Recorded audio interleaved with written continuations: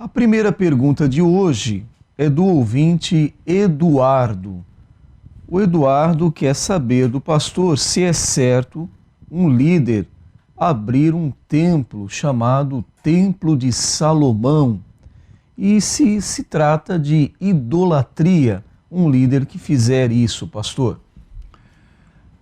Eu quero dizer que não considero propriamente idolatria, mas a construção de um templo nos moldes do Templo de Jerusalém, segundo a ordem de Deus a Salomão, e a ostentação que houve naquele Templo de Jerusalém, fazer-se um templo desse aqui no Brasil, é mais ostentação do que idolatria. E, como sabemos, a Igreja Universal tem uma característica de promover certas práticas que, com isso, arrecada dinheiro. E, naturalmente, um templo desse é uma fábula que está sendo construída em São Paulo. E ainda, como soubemos, já há um local preparado para ser um túmulo dele, mais ou menos no estilo da Igreja Católica, que tempos atrás, ou talvez atualmente, os chamados papas eram enterrados dentro do próprio templo, lá no Vaticano. Então, eu vejo nisso mais ostentação e exibição religiosa do que propriamente um tipo de templo para cultuar a Deus em espírito e em verdade. E como sabemos, a soberba precede a ruína, o coração altivo precede a queda. Tudo se faça com modéstia, dentro, naturalmente, da capacidade econômica, mas não é isso que estamos observando. Deus é que sabe das coisas, pode julgar melhor do que nós. A próxima pergunta é NQI Homem. O nosso ouvinte não quer se identificar, mas ele relata aqui que já morou com uma pessoa no tempo assim de 10 anos, mas não foram casados no papel, só apenas viviam juntos. E deste relacionamento eles tiveram 2 filhos. Ele, o nosso consulente, é crente, mas ela não é. E atualmente eles estão separados. O consulente quer saber do pastor se a sua posição de estar orando, pedindo a Deus a reconciliação com essa pessoa está correta ou não. Eles antes viveram juntos, não eram casados, ele quer saber se hoje separados, pastor, eu posso orar para que o Senhor traga de novo esse relacionamento? Eu acredito que agora ele queira casar com ela, né, pastor? E também tem a importância aqui de terem 2 filhos esse relacionamento, o que isso deve ser levado em conta também. Um pormenor que deixou de ser anotado é como está a situação das mulheres com a qual ele conviveu durante 10 anos e que tem 2 filhos dessa forma de viver. Se ela estiver sozinha, morando com os 2 filhos, é claro que um retorno para conviver juntos seria bom, mas dentro da legalização do casamento, de matéria de caso de, como se diz, de papel passado, de ser reconhecido em cartório, um casamento. Não na forma como estava vivendo, porque é uma forma imprópria de amaziados e a Bíblia não aprova esse relacionamento. Agora, se conseguir que seja feito um casamento legal e para dar apoio também aos próprios filhos e à mulher tem filhos, mas não tem marido. A próxima pergunta é NQI Homem. Também o nosso ouvinte não quer se identificar e faz um relato aqui da vida cristã. Infelizmente, podemos dizer, o pastor aqui comprou uma panela de pressão naqueles programas de televisão chamado Polishop. Uma panela boa, porque nem precisa usar óleo com essa panela, uma panela de última geração. Mas esse não é o problema, não. O problema é que o pastor está fazendo um sorteio na igreja. O bilhete mais barato da rifa, podemos dizer, custa R$10. Mas quem pagar R$100 vai ter mais chance de ganhar essa super panela aqui que não precisa de óleo, uma panela de pressão maravilhosa. Bom, o processo aqui é que isso está sendo feito na igreja, o pastor é que está promovendo esse sorteio, esta rifa dentro da igreja. Então o consulente pergunta ao pastor: está certo, pastor? O que o senhor acha disso, pastor? Posição face à Bíblia Sagrada. O sustento de uma igreja deve ser feito pelo dízimo dos irmãos e pelas ofertas que os próprios irmãos contribuem. Fora disso, qualquer outro meio para conseguir dinheiro, como presente, e aqui o caso presente é pior ainda, que se trata de uma rifa. Rifa é objeto de uso de sorte, como se diz na gíria, mas na verdade é uma prática contrária, porque são pessoas que vão adivinhar qual o número sorteado. E envolve aí uma atitude de ligação ocultista. E ligações ocultistas são condenadas na Bíblia, como nós vemos no livro de Deuteronômio, capítulo 18, que quando o povo de Israel ia entrar em Canaã, Deus preveniu para não imitar aquele povo que vivia na idolatria e vivia dentro do ocultismo.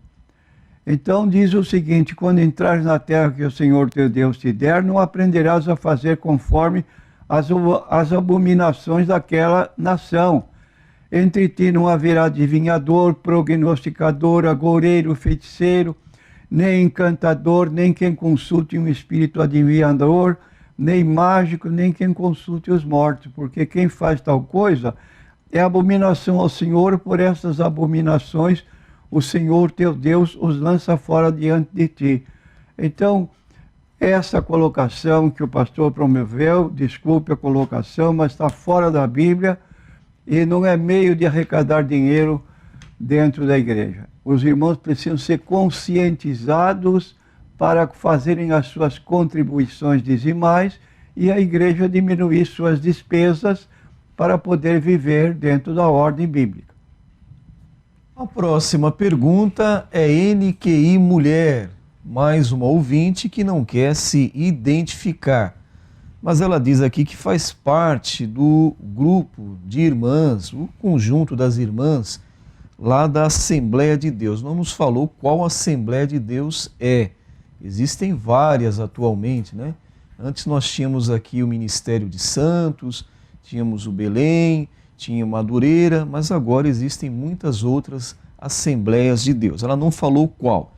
Muito bem, ela diz, pergunta ao pastor se pode usar calça comprida, se pode se maquiar, depilar e outras coisas. O que ela está dizendo aqui é que nesta igreja que ela é membro, a doutrina da igreja diz que não pode. O que o pastor acha disso? Em primeiro lugar, eu quero dizer que a nossa consulente está cometendo um equívoco em misturar costumes com doutrinas. Costumes são diferentes de doutrinas. Costumes dizem respeito ao que a irmã expôs. Isto é, a forma de vestir, como deve vestir, calçar, se pode se maquiar, não pode maquiar. Tudo isso são costumes que podemos chamar de doutrina de homens, embora haja por trás disso uma certa colocação que não deve existir exageros. E a respeito, o próprio apóstolo Paulo, definindo sobre costumes, ele diz em 1 Timóteo capítulo 2, versículo 9 a 10, que do mesmo modo as mulheres se ataviem com traje honesto.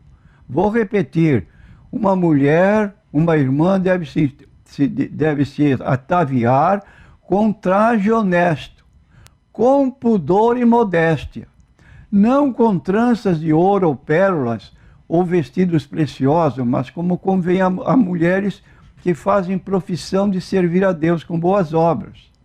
Então, quando a mulher vai à casa de Deus, ela deve se lembrar do que está escrito em Eclesiastes, capítulo 5, e versículo 1. Guarda o teu pé quando entrar na casa de Deus. Porque chegar-se para ouvir é melhor do que oferecer sacrifício de tolos, pois não sabem que fazem mal.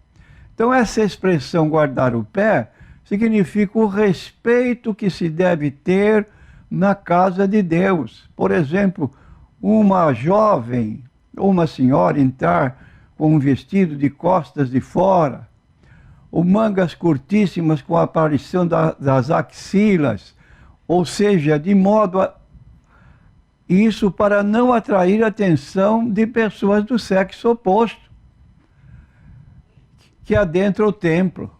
Então, aí está essa conotação de posição que não vem atrair o sexo oposto.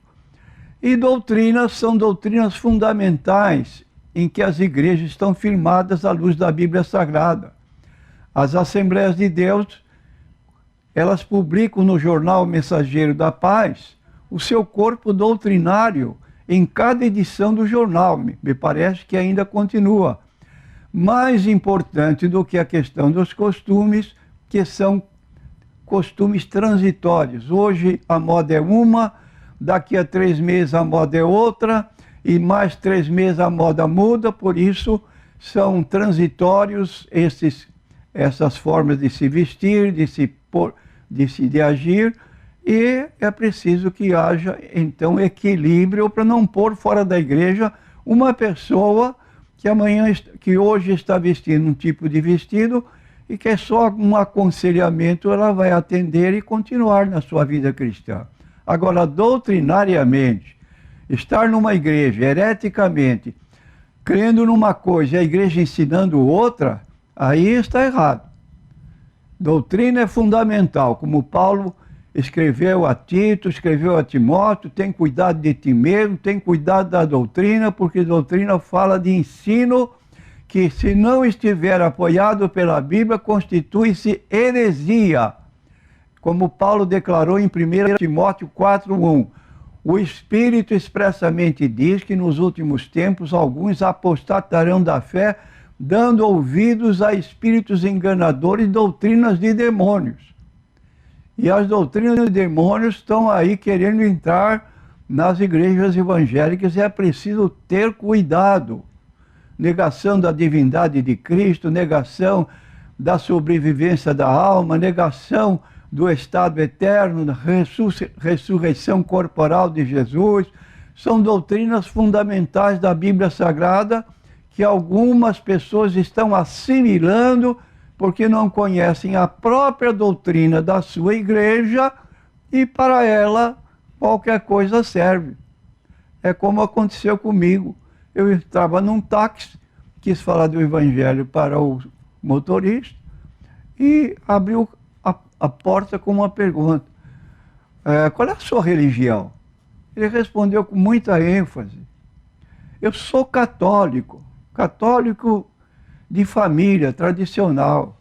Aí eu insisti noutra pergunta. E, por favor, o que significa a palavra católico? Queria saber o conhecimento dele dentro das doutrinas católicas. Ele titubeou para lá, para cá e para colar e não sabe. Eu não sei o que significa. Eu respondi, católico significa simplesmente universal. A Igreja Católica está se declarando que é uma igreja universal. Simples, só que ele não sabia. Quantos crentes? Nem sabe quantos livros tem na Bíblia. Se perguntar para ele, ele não sabe. Quantos livros no Antigo Testamento? Quantos livros no Novo? O que significa a palavra Bíblia? Você que anda com a Bíblia na mão? Então aí está, irmão. Doutrina é importante. Não vamos abrir o campo para costumes, porque Paulo é muito claro em 1 Timóteo 2, 9 e 10. Costumes que possam ser ostentados dentro de uma igreja que busca a Deus em espírito e em verdade. A próxima pergunta, também NQI mulher. Essa ouvinte também não quer se identificar. Mas ela pergunta ao pastor se para assumir a liderança na igreja, à luz da palavra de Deus, o que é necessário. Aqui ela não diz que liderança é essa. Liderança na igreja, ou liderança da igreja, ser pastora, ou ela está se referindo aqui a ser uma líder de departamento de visitação, departamento de mulheres. O que o pastor pode falar a respeito? Sobre liderança, se a pergunta tem relação com ela própria, porque ela pode estar perguntando a respeito de até um obreiro, mas vou me limitar a dizer como se fosse ela a pessoa interessada para si mesma. 1 Timóteo, capítulo 2, versículo 12, diz assim: não permito que a mulher ensine, nem use de autoridade sobre o marido. Aqui é específico. Mas que esteja em silêncio. Logo, a mulher não pode assumir a liderança de uma igreja, estou fazendo uma hipótese, como sendo pastora. Ela pode ser uma cooperadora, mas não exercer a liderança sobre a igreja. Há muito trabalho nas igrejas que as nossas irmãs são utilíssimas. Elas não precisam ficar de mãos paradas, não tem o que fazer na igreja. Muita coisa para fazer, trabalhos que são atinentes às próprias mulheres. E é uma bênção quando há mulheres ativas na igreja que agem nesse campo. A próxima pergunta é do ouvinte Tiago, da cidade de São Vicente. Ele diz aqui que é da Assembleia de Deus. O Tiago faz um relato aqui, pastor, do que nós mais ouvimos hoje em dia, infelizmente, com relação ao divórcio, com relação ao adultério. Então, o Tiago fala aqui de uma situação que, infelizmente, essa complicação toda, né? Se não houvesse esse casa-descasa, casa-descasa, não aconteceriam essas situações aqui, porque é uma complicação que existe na vida das pessoas hoje. Ele fala assim: pastor, um homem adultera, mas se arrepende. Ele tenta voltar para sua esposa. Ela não aceita o pedido de perdão dele e casa-se de novo com outro. Pergunta o Tiago: o ex-marido dessa mulher, pode casar-se de novo, pastor?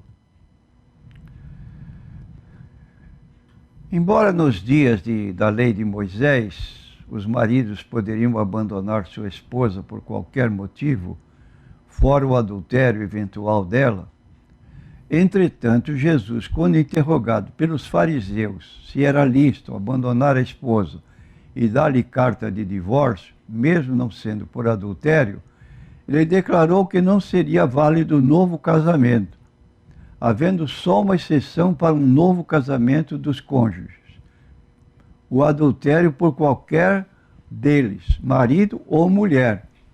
Então, o cônjuge vítima não teria a chance de novo casamento. Isso está em Mateus capítulo 19, versículo 9. De modo que, à luz do que Jesus declarou em Mateus 19, 9, ele não tem, à luz da Bíblia, condição de um novo casamento. A próxima pergunta é NQI homem. Aqui o ouvinte fala sobre a evangelização. O pastor citou há pouco, quando pegou um táxi e travou ali um diálogo com o motorista.